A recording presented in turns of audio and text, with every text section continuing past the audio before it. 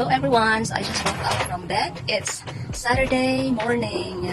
So I want to show you my routine for today. It's September 5, 2020. So I'll be having a module printing since I was allowed by my school head to carry with me the school printer, because at school I really cannot do full printing because we have to share a printer. So for one printer, or we have a ratio of 3:1, so meaning to say one printer will be used by 3 persons. So we have to divide by time or by the number of modules that we're going to print. Last night I was printing about 50 copies of modules with 8 pages to be printed, good for 200 students, 200 copies. So as I woke up, I sorted out the modules that I printed last night. So these are not the modules. These are 40 copies here, 40 copies. We have here the number of pages which do not have the back portion, so I have to back up this one. I'm going to solve this para hindi masayang yung bond paper. Okay, so I'm going to show you what is happening now in front of me. I am actually now starting to print. It's 7 a.m. in the morning. I woke up 6. I sorted up the printed modules last night, and now I'm starting to print another 50 copies starting from 7 a.m. Maybe it will be done until 9 or 10 to finish the 50 copies which have 8 pages. So here is my working place in my room. We have the printer. I have here my borrowed netbook from Tita Tiofi. So I hope I could finish all these things before Monday. I'm still about to print module 4 to 12. So I am still in module 4 out of module 12. So I will show you later how do I sort my printed items. So it's done with the 50 copies. I'm going to add up another copy, set up 50 copies for page 5. So actually we are applying the booklet style to save bond papers, save Mother Earth. So we have to do the booklet style. And then to add bond paper. So continue to be with me. I have to make sure that I should not waste piece of bond paper or pieces of bond paper, because you really have to be careful in setting up. So this is my borrowed netbook from Tita Tiof. Thank you so much, Tita Tiof, my co-teacher and accountant. So I have here my set of bond papers. I have here my borrowed printer. So here in my room, I had a very cute space, since this is a boarding house. Since my working place is very far from our home, so I have to stay in a boarding house. So this is my room, and this is my bed. These bond papers here are done this morning. We have here page 1 booklet style, page 3. To really save bond paper, I skipped page 2 since I think masyadong importante yung page 2 for the students. So I skipped page 2, page 3, page 4, and now I'm printing page 5. So these are the copies that is need to be solved, since some of the pages doesn't have a back portion. I have here my completed copies, good for 40 copies. I'm having now a cup of coffee. I'm done eating my breakfast, and now I'm finishing my cup of coffee, and still I am printing. I am now on the page 6 out of 8 pages. 8 pages, but that's back to back. So that would be good for 50 copies. I'll be done at 10 maybe for 50 copies. That's from 7 a.m. Okay, so I'm back. Din ako nakapag-back for today. I'm still on my module printing. And now I'm going to start sorting the papers. I'm going to show you how do I do my sorting. So, this is how I do it.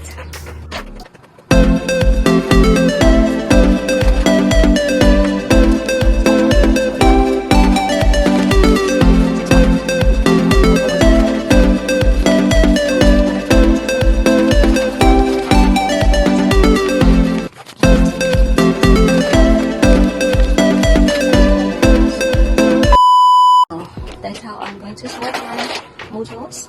As I said lately that I'm going to finish printing module 4 from 7 a.m. to 10 a.m. But sad to say, it's already 11 a.m. in the morning and I'm not yet done. I'm still on the last page of the module. One module will be done for 1 day and a half.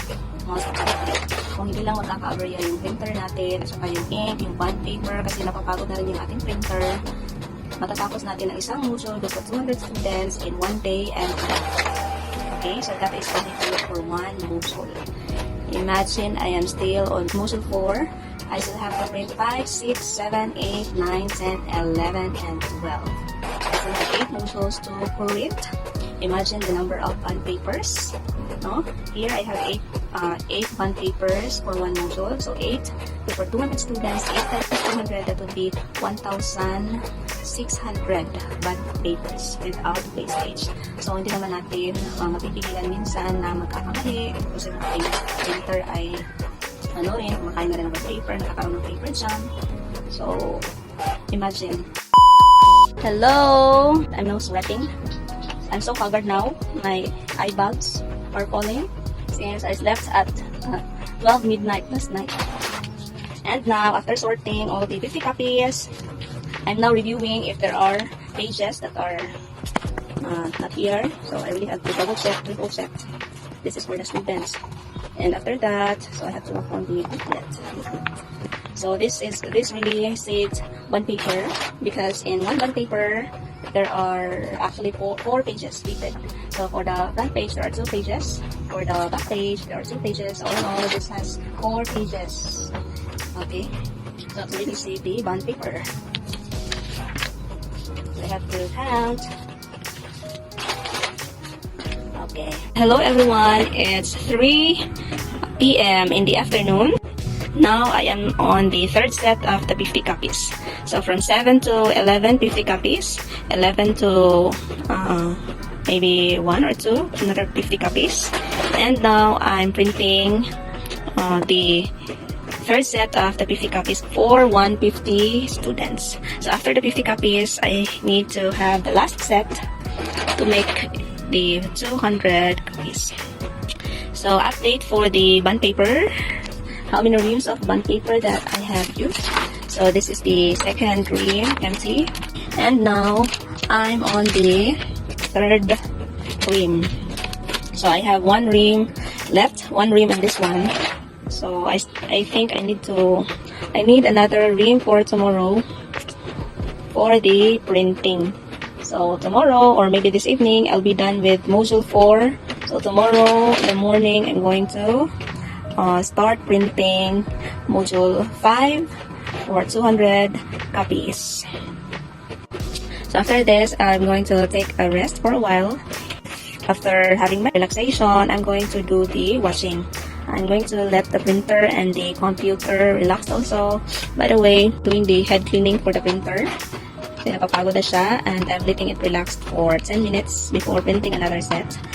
And also the computer. Of course, kailangan natin silang alagaan. Okay, so I'll be back later. Hello! So it's already 6 p.m. in the evening.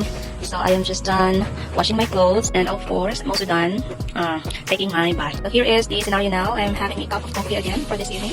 So I'm now starting to print 50 copies for the first page of module 5.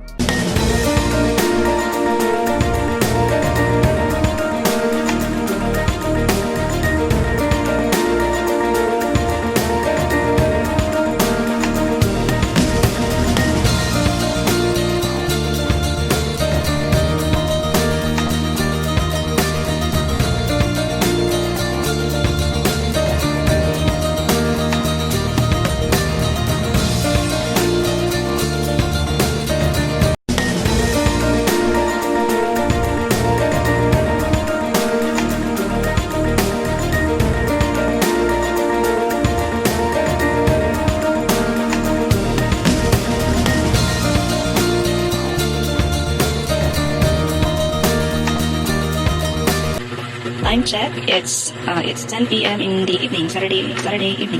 Still printing. So these are now the reams of bond papers. Started module 5. And there you have module 4. Okay, time check. Hello everyone. I have to end up this video tonight. It's 11 p.m. here.